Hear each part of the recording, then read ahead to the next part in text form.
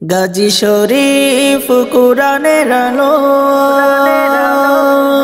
অতি সহজে শেখায় কোরআন, অনলাইনে শেখায় কোরআন, শিখে রাখাই ভালো। গাজী শরীফ কুরআনের আলো। আসসালামু আলাইকুম ওয়া রাহমাতুল্লাহি ওয়া বারাকাতুহু। নাহমাদুহু ওয়া নুসাল্লি আলা রাসূলিহিল কারীম। আম্মা বাদ।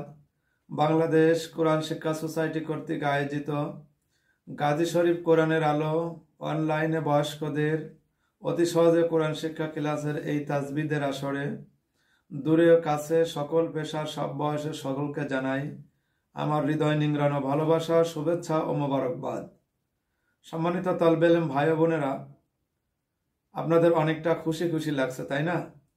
আজকের এই ক্লাসটি হয়ে যাওয়ার পরে আর মাত্র আমরা 2টি তাজবিদের ক্লাস নেব, এরপরে আমরা কোরআন সবকের আয়োজন করব ইনশাআল্লাহ। আমরা আজকের ক্লাসে আমরা দম ফেলানোর সময় 2টি বিষয় আমরা জানব। একটির নাম মাদ্দে ইবদাল, অর্থাৎ জবরের বাম পাশে যদি খালি ইয়া থাকে সেখানে দম ফেললে কি হবে, আর একটি হচ্ছে মাদের হরফে দম ফেললে কি হবে। আমরা এই মাদ্দে ইবদাল বা মাদের হরফে দম ফেলানোর নিয়ম জানার আগে আমরা প্রতিদিনের ন্যায় আজও গত 3 সবক অর্থাৎ গত 3 ক্লাসের পুরাতন পড়াগুলো সংক্ষিপ্ত সময় আমরা একটু পুনরাবৃত্তি করে আসব। আমরা গত ক্লাসে পড়েছিলাম আলিফ জায়দা অর্থাৎ অতিরিক্ত আলিফ। আমরা তার আগের ক্লাসে পড়েছিলাম গোলতা অর্থাৎ গোল হায়ের উপর 2টি ফোঁটা। আমরা তার আগের ক্লাসে পড়েছিলাম হাই দমির অর্থাৎ দম ফেলানোর সময় গোল হাই যদি খারাজের বা উল্টা পেশ পাওয়া যায় সেখানে যদি আমরা দম ফেলি তাহলে সেই খারাজের বা উল্টা পেশের কারণে যে মাদ্দে আসলি হিসেবে একালিফ টানবো, টানা যাবে না। বাকি সকল হরফেই দম ফেলানোর সময় খারাজের উল্টা পেশ আসলে একালিফ পরিমাণ টানবো। হা হরফেও আয়াতের শুরুতে মিডিলে সব জায়গায় খারাজের উল্টা পেশ আসলে আমরা টানবো, এবং হা হরফে যদি ওয়াকফের আগেও মাদ্দে আসলি হিসেবে জবরের বাম পাশে আলিফ আসে, জেরের বাম পাশে ইয়া সাকিন আসে, পেশের বাম পাশে ওয়াও সাকিন আসে, আমরা টানবো। শুধুমাত্র দম ফেলানোর সময় গোল হায়ে যদি খারাজের বা উল্টা পেশ পাওয়া যায় সেখানে আমরা মাদ্দে আসলি হিসেবে এটা টানবো না, এখানে আমরা আর দি সাকিন ধরে তার সাথে মিলিয়ে দেব, তার নাম হাই দমির। আমরা সন্ধে পড়েছিলাম খারাজের বা উল্টা পেশে গোল হায়ে পাইলে দম ফেলিলে মনে মনে সাকিন ধরে পড়তে হয়, হাই দমির তাকে কয়। খারাজের বা উল্টা পেশে গোল হায়ে পাইলে দম ফেলিলে মনে মনে সাকিন ধরে পড়তে হয়, হাই দমির তাকে কয়।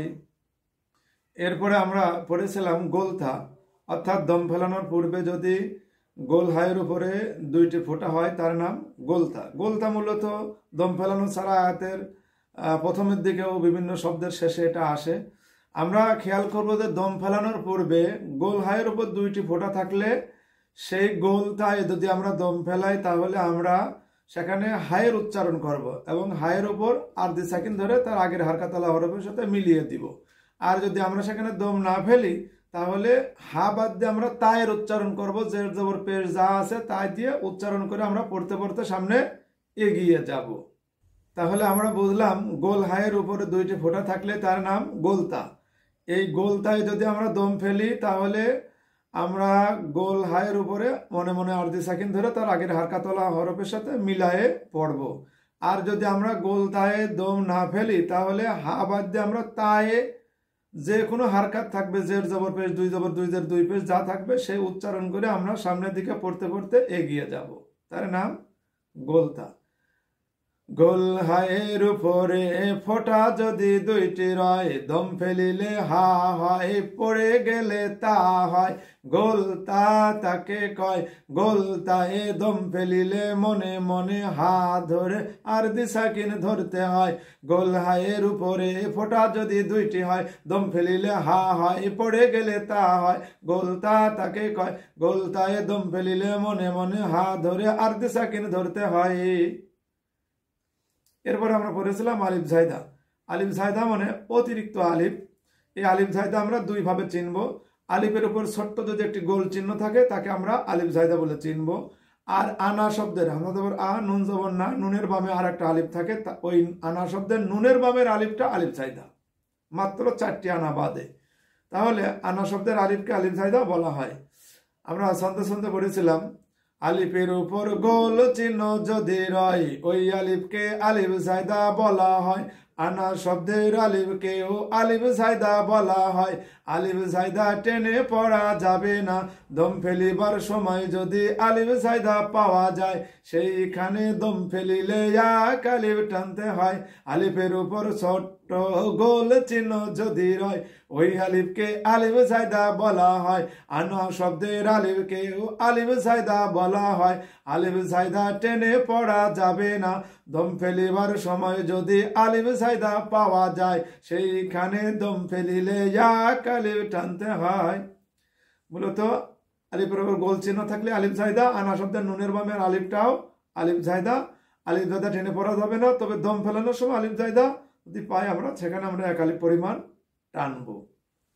আর 4টি আনা আলিফ জায়দা না, যদি আনার বাম পাশে মিলা থাকে, আনার বাম পাশে সিয়া থাকে, আনার বাম পাশে বা থাকে, আনার বাম পাশে বু থাকে, তাহলে সেই আনাটা আলিফ জায়দা না। এই 4টি আনা আমরা এক আলিফ পরিমাণ টানবো। এই 4টি আনা আলিফ জায়দার আলিফ নয়। আনা মিলা, আনা সিয়া, আনা বা, আনা বু, এই 4 আনার আলিফ আলিফ জায়দার আলিফ নয়। এই জন্য এই আলিফকে এক আলিফ টানতে হয়। এক লেখা যেখানে এক আলিফ টানিয়া পড়তে হবে সেখানে। সেখানে এক লেখা থাকবে, আমরা সহজেই বুঝবো। সেখানে এক আলিফ পরিমাণ আমরা টানবো, বুঝতে হবে যে এখানে এই আনাটা আলিফ জায়দা না। সুতরাং এর বাম পাশে হয় মিলা আছে, নাই সিয়া আছে, নাই বা আছে, নাই বু আছে। সম্মানিত ভাই বোনেরা, আমরা আজকে সহজ 2টি তাজবিদ আমরা শিখব। দম ফেলানোর সময় যদি আমরা জবরের বাম পাশে ইয়া হরফ পাই তাহলে তার নাম মাদ্দে ইবদাল, সেখানে আমরা এক আলিফ পরিমাণ টানবো। যদি দম ফেলি তাহলে সেখানে আমরা এক আলিফ পরিমাণ টানবো, দম না ফেললে আমরা এক আলিফ টানবো না। আমাদের এখানে এক লিখে কেটে দেওয়া আছে, আমরা একটু সন্ধে সন্ধে মুখস্থ করে নিতে পারি। জবরের বামে খালি ইয়া, তার বামে ওয়াকফ হয়, সেইখানে দম ফেলিলে এক আলিফ টানতে হয়। এক লিখে কেটে দেওয়া যেখানে দম ফেলিলে এক আলিফ, দম না ফেললে টেনে পড়া যাবে না। জবরের বামে খালি ইয়া, তার বামে ওয়াকফ হয়। জবরের বামে খালি ইয়া, তার বামে ওয়াকফ হয়। জবরের বামে খালি ইয়া, তার বামে ওয়াকফ হয়, সেইখানে দম ফেলিলে এক আলিফ টানতে হয়। সেইখানে দম ফেলিলে এক আলিফ টানতে হয়। জবরের বামে খালি ইয়া, তার বামে ওয়াকফ হয়, সেইখানে দম ফেলিলে এক আলিফ টানতে হয়। জবরের বামে খালি ইয়া, তার বামে ওয়াকফ হয়, সেইখানে দম ফেলিলে এক আলিফ টানতে হয়। জবরের বামে খালি ইয়া, তার বামে ওয়াকফ হয়, সেইখানে দম ফেলিলে এক আলিফ টানতে হয়। জবরের বামে খালি ইয়া, তার বামে ওয়াকফ হয়, সেইখানে দম ফেলিলে এক আলিফ টানতে হয়। এর নাম মাদ্দে ইবদাল। আসুন আমরা এই পড়াটি আমরা দেখে দেখে শব্দে শব্দে আমরা পড়ি এবং এই তাজবিদের সাথে আমরা পরিচিত হই। আমরা স্ক্রিনের দিকে তাকাই। দেখুন, প্রথমে আমরা পেয়েছি ওয়া, লা, জবরের বামে আলিফ রয়, এক আলিফ টানতে হয়। এক লেখা যেখানে এক আলিফ টানিয়া পড়তে হবে সেখানে। ইয়াং, নুন সাকিনের বামে যদি সিন হরফ পাওয়া যায়, নুন সাকিন সেইখানে গোপন করে পড়তে হয়। অনেশ্বর যেখানে নুন সাকিন গোপন করে পড়তে হবে সেখানে। সা, সিন হরফ শেষ দিয়ে পড়তে হয়। কলম আছে যেখানে শেষ দিয়ে পড়তে হবে সেখানে। জবরের বামে খালি ইয়া, তার বামে ওয়াকফ হয়। যে তাজবিদটা আমরা মুখস্থ করলাম, জবরের বাম পাশে খালি ইয়া, কোনো জের জবর পেশ নাই, তার বাম পাশে ওয়াকফ হয়ে গেছে। এইখানে আমরা এক আলিফ পরিমাণ টানবো। জবরের বামে খালি ইয়া, তার বামে ওয়াকফ হয়, সেইখানে দম ফেলিলে এক আলিফ টানতে হয়। এক লেখে কেটে দেওয়া যেখানে দম ফেলিলে এক আলিফ, দম না ফেললে টেনে পড়া যাবে না। গোল চিহ্ন ওয়াকফে তাম, দম ফেলাতে হবে। ওয়ালা ইয়ানসা। এখানে দম ফেলানো শর্ত, দম ফেললে একালিফ টানবেন, দম না ফেললে টানতে পারবেন না। ওয়া ইয়া তা জান, হারে কাতের বামে যদি নুনের উপর তাসদিদ হয়, হার কাতের বামে মানে জিমের উপর জবরই, জবরটা হার কাত, হারে কাতের বামে যদি নুনের উপর তাসদিদ হয় তাহলে সেই নুনে গুণনা করা ওয়াজিব হয়। মোমবাতি যেখানে গুণনা করে পড়তে হবে সেখানে না। না হলে কি হবে? নুনের তাসদিদের উপর জবর আছে, নুন জবর না। বু হাল আশ কফ হরফ সব সময় মোটা করে পড়তে হয়। ফুল আছে যেখানে মোটা করে পড়তে হবে সেখানে জবরে আকার পড়া যাবে না। জবরের বামে খালিয়া, তার বামে অক্ফ হয়, সেইখানে দম ফেলিলে কালিব টানতে হয়। এক লেখে কেটে দেওয়া যেখানে দম ফেলিলে কালিব, দম না ফেললে টেনে পড়া যাবে না। গোল চিহ্ন ওয়াকফে তাম, দম ফেলাতে হবে। ওয়াতা জান্নাবুহাল আশকা,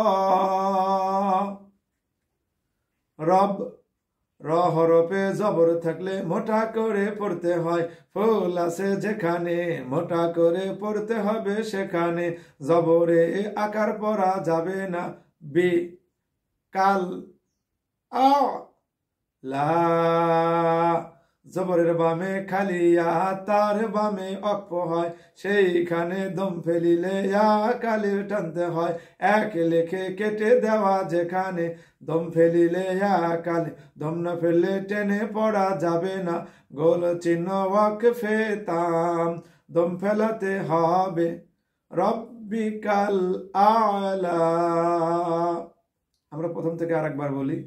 ওয়া লা, জবরের বামে আলিফ রয়, এক আলিফ টানতে হয়, এক লেখা যেখানে এক আলিফ টানিয়া পড়তে হবে সেখানে। ইয়াং, নুন সাকিনের বামে যদি সিন হরফ পাওয়া যায়, নুন সাকিন সেইখানে গোপন করে পড়তে হয়।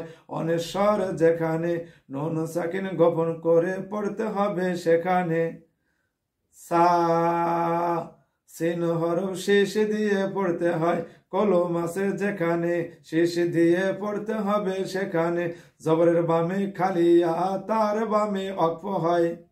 যে তাজবিদটা আমরা মুখস্থ করলাম, জবরের বাম পাশে খালিয়া, কোনো জের জবর পেশ নাই, তার বাম পাশে অক্ফ হয়ে গেছে, এইখানে আমরা একালি পরিমাণ টানবো।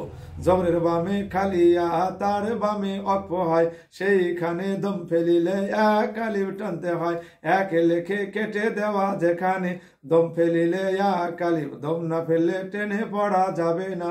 গোল চিহ্ন ওয়াকফে তাম, দম ফেলাতে হবে।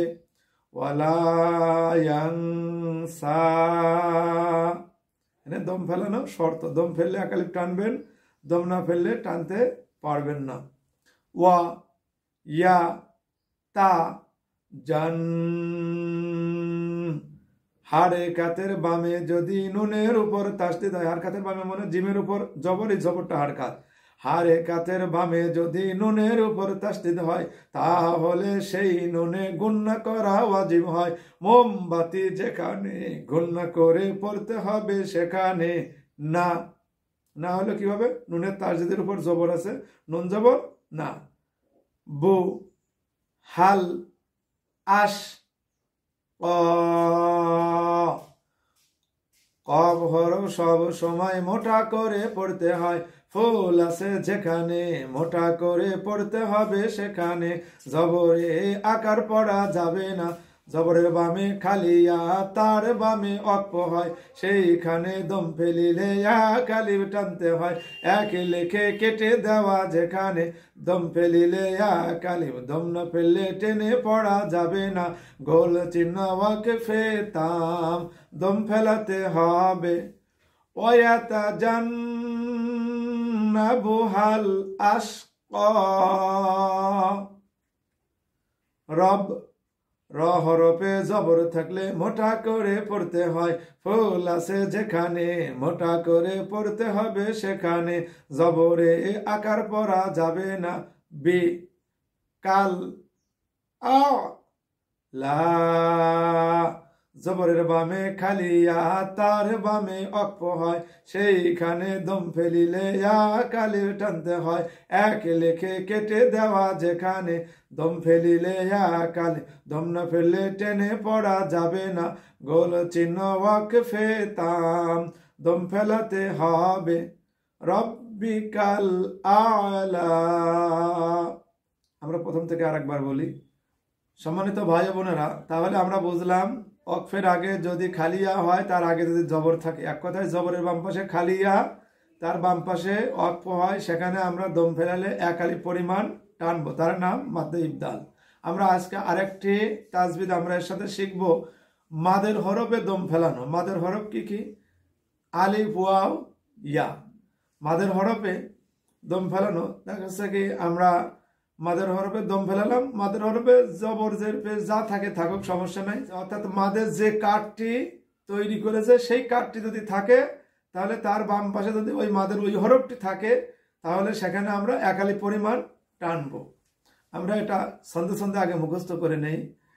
দম ফেলানোর সময় যদি মাদের হরফ পাওয়া যায়, মাদের হরফে দম ফেলিলে ইয়া কালিফ টানতে হয়, দম ফেলানোর সময় যদি মাদের হরফ পাওয়া যায়, মাদের হরফে দম ফেলিলে ইয়া কালিফ টানতে হয়, দম ফেলিবার সময় যদি মাদের হরফ পাওয়া যায়, মাদের হরফে দম ফেলিলে ইয়া কালিফ টানতে হয়, দম ফেলিবার সময় যদি মাদের হরফ পাওয়া যায়, মাদের হরফে দম ফেলিলে ইয়া কালিফ টানতে হয়, দম ফেলিবার সময় যদি মাদের হরফ পাওয়া যায়, মাদের হরফে দম ফেলিলে ইয়া কালিফ টানতে হয়। যেখানে অক্ফ করবেন, দম ফেলাবেন, সেখানে যদি মাদের হরফ থাকে, আর মাদের হরফের ডান পাশে মাদের ওই হরফের যেটা তৈরি করেছে, জন্ম দিয়েছে, ধরেন ইয়া হরফ, মাদের হরফ, ইয়ায় জন্ম দিয়েছে জের, তার আগের হরফে জের রয়েছে, কিন্তু ইয়াতে জের জবর পেশ যা থাকে থাক, অক্ফের আগে ওটা সাকিন হয়ে যাবে না, আরজি সাকিন হয়ে যাবে, সুতরাং ওখানে সাকিন হলো, আর তার আগে যদি জের থাকে তাহলে তো মাদ্দে আসলির মতোই হয়ে গেল। ধরেন অকফের আগে মাদের হরফ আছে ওয়াও, ওয়াওতে জের জবর পেশ যা থাকে থাকুক, সমস্যা নেই, কারণ ওইটা তো অকফের কারণে বাদ হয়ে যায়, এখানে আরজি সাকিন হবে। তার আগে ওয়াও জন্ম দিয়েছে কি পেশ, তার আগের হরফে পেশ রয়েছে, তাহলে ওই জায়গায় আমরা এক আলিফ পরিমাণ টানবো, আরজি সাকিন হয়ে মাদ্দে আসলির মতোই প্রায় হয়ে যাবে, তাই না? আসুন আমরা এটা অক্ষর বা শব্দ দেখে দেখে আমরা এটা মিল করার চেষ্টা করি। আমরা স্ক্রিনের দিকে তাকাই, দেখুন আমরা দুইটি শব্দ পেয়েছি, দুইটি খবে। প্রথমে আমরা পেয়েছি মা, সা, জবরের বামে আলিফ রয়, এক আলিফ টানতে হয়, এক লেখা যেখানে, এক আলিফ টানিয়া পড়তে হবে সেখানে, নি, নি টানলাম কেন? নুন জের নি, জেরের বাম পাশে ইয়ায় জবর আছে, কিন্তু অকফের কারণে আরজি সাকিনে জবরটা বাদ হয়ে এখানে সাকিন হয়ে গেছে। আমরা মাদ্দে আসলিতে পড়ে আসছি, জেরের বাম ইয়া সাকিন থাকলে এক আলিফ টানতে হয়, যদিও সেটা ছিল আসল সাকিন আর এটা আরজি সাকিন। চেয়ারম্যান না থাকলে তো ভাইস চেয়ারম্যানই চেয়ারম্যানের ভূমিকা পালন করে, তাই না? সুতরাং এখানে আমরা জেরের বামে ইয়া সাকিনি পেয়ে গেলাম, অকফের কারণে জবর বাদ হয়ে গেল, নি, মাদের হরফে দম ফেলিলে ইয়া কালিফ টানতে হয়, এক লেখে কেটে দেওয়া যেখানে, দম ফেলিলে ইয়া কালিফ, দম না ফেললে টেনে পড়া যাবে না, অকফের আগে জবর আছে যেখানে, দম ফেলিলে আরজি সাকিন ধরতে হবে সেখানে, কালোর মাঝে সাকিন আছে যেখানে, মনে মনে সাকিন ধরে পড়তে হবে সেখানে, অসলে আওলা আছে যেখানে, দম না ফেলে পড়ে যাওয়াই উত্তম হবে সেখানে, মাসানি, আসলে আওলা দম না ফেলে পড়ে যাওয়া উত্তম হবে সেখানে। যদি পড়ে না যান, দম ফেলান, তবুও আপনার কোনো অপরাধ হবে না, দম ফেলতে পারেন আপনি। হু, ওয়াল, ল, আল্লাহ শব্দের ডান পাশে জবর চিহ্ন যদি রয়, আল্লাহ শব্দের লামকে মোটা করে পড়তে হয়, লামের উপর খাড়া জবর ইয়া কালিফ টানতে হয়, এক লেখা যেখানে, এক আলিফ টানিয়া পড়তে হবে সেখানে। আল্লাহ শব্দের লামে তাসদিদ আছে, এই লামের ডান পাশে আমরা জবর পেয়েছি, কোন হরফে? ওয়াও হরফে, এই জন্য লাম জবর ল হবে, লাম জবর লা বলা যাবে না। হুল লা দে জেরের বামে ইয়া সাকিন ইয়া কালিফ টানতে হয় এক লেখা যেখানে এক আলিফ টানে ইয়া পড়তে হবে সেখানে লা মাদ্দে আসলির বাম পাশে আলিফ যদি হামজা হয় সেইখানে তিন আলিফ টানতে হয় তিন লেখা যেখানে তিন আলিফ টানিয়া পড়তে হবে সেখানে ই লা লামের উপর খাড়া জবর এক আলিফ টানতে হয় এক লেখা যেখানে এক আলিফ টানিয়া পড়তে হবে সেখানে হা ইল লা জবরের বামে আলিফ রয় এক আলিফ টানতে হয় এক লেখা যেখানে এক আলিফ টানিয়া পড়তে হবে সেখানে হু মাদের হরফে দম ফেলিলে এক আলিফ টানতে হয় এক লেখে কেটে দেওয়া যেখানে দম ফেলিলে এক আলিফ দম না ফেললে টেনে পড়া যাবে না অক্ফের আগে জবর আছে যেখানে দম ফেলিলে আরদি সাকিন ধরতে হবে সেখানে কালোর মাঝে সাকিন আছে যেখানে মনে মনে সাকিন ধরে পড়তে হবে সেখানে জিম অক্ফে যায় যে দম ফেলানো যাবে পড়ে যাওয়াও যাবে হুয়াল্লাহুল্লাযী লা ইলাহা ইল্লাহু মানে লাস্টে আমরা পেয়েছি হু হায়ের উপর পেশ পেশের বাম পাশে ওয়াউদর ওয়া আছে অক্ফের কারণে এখানে আরদি সাকিন হয়ে এখানে পেশের বামে ওয়াও সাকিন হয়ে এক আলিফ মাদ হয়ে গেছে আর যদি ওয়াকফের আগে আলিফ থাকে আর তার আগে জবর থাকে তাহলে তো মাদ্দে আসলি হয়ে যাবে জবর বামে আলিফ থাকলে এক আলিফ মাদ্দে তবাই বা মাদ্দে আসল মাদ হয়ে যাবে আর যদি আলিফের উপর সুকুন হয় তাহলে তো মাদ থাকবেই না কারণ ওটা সাদিদা হয়ে যাবে হামজার উপর সুকুন রয় আওয়াজ শক্তভাবে বন্ধ হয় সেখানে মাদের কোনো গল্পই আসবে না আর যদি সুকুন না থেকে আলিফ থাকে এবং তার আগে আলিফের জন্ম দিয়া জবর থাকে যে কোনো হরফে তাহলে সেটা মাদ্দে আসলিতে রূপান্তরিত হয়ে যাবে আমরা আশা করি তাজবিদটি বুঝতে পেরেছি না বুঝলেও আমরা পড়তে পড়তে আস্তে আস্তে আমাদের এটা কোরআন শরীফে বারংবার যখন আসবে আমাদের অভ্যাসের মাঝে চলে আসবে আল্লাহ রাব্বুল আলামিন আমাদের এই তাজবিদগুলো সুন্দরভাবে বুঝে বুঝে আমাদেরকে পড়ার তৌফিক দান করুন আমাদের জেহেন শক্তি আমাদের মেধাকে আল্লাহ প্রশস্ত করে দেন আমরা সকলে বলি আমিন আগামী ক্লাস দেখার প্রত্যাশা ব্যক্ত করে আমি আজকের মতো এখানে এই ক্লাসের ইতি টানছি ওমা তৌফিক ইল্লা বিল্লাহ আসসালামু আলাইকুম ওয়া রাহমাতুল্লাহি ওয়া বারাকাতুহু।